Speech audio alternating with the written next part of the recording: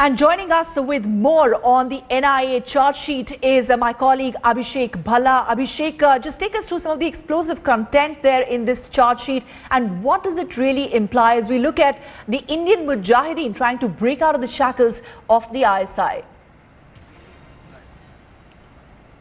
The charge sheet filed by the National Investigation Agency has thrown up some big facts this time.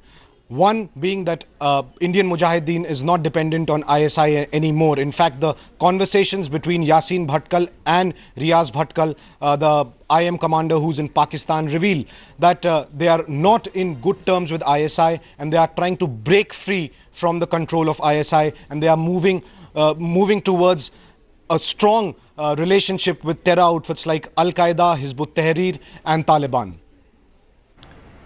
Right, and what exactly are the implications of Indian Mujahideen going global? What is being reported now in the NIA charge sheet as well? How Yassin Bhatkal, who's now in the custody of NIA, has talked about at length how it had been in constant touch with the Al-Qaeda operatives.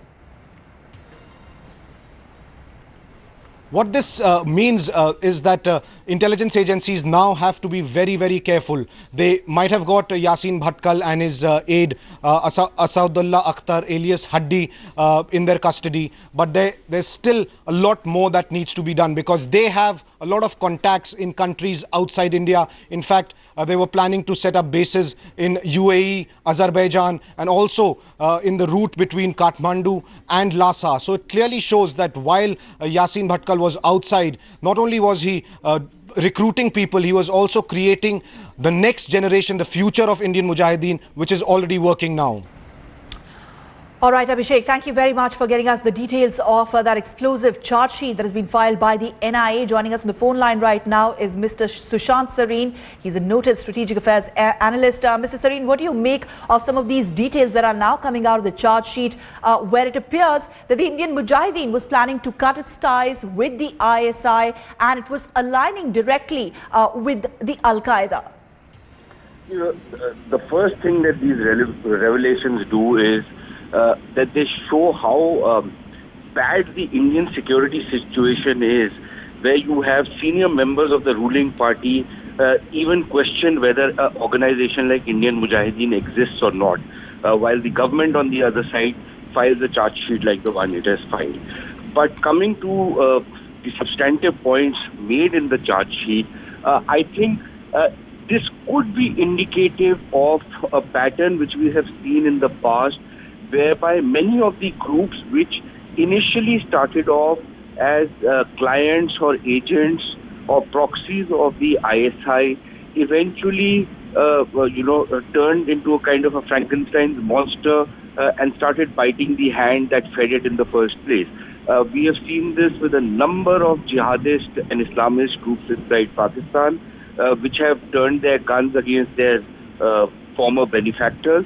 And if the Indian Mujahideen was also trying to do something similar because it had moved up the escalation ladder of extremism which drives these organizations, then it really doesn't come as a surprise.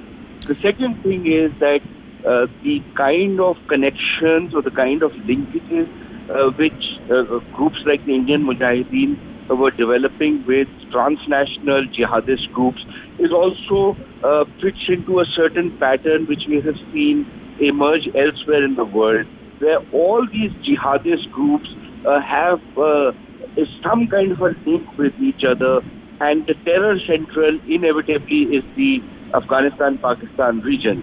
So this is something which again fits into a larger pattern of things which we have seen.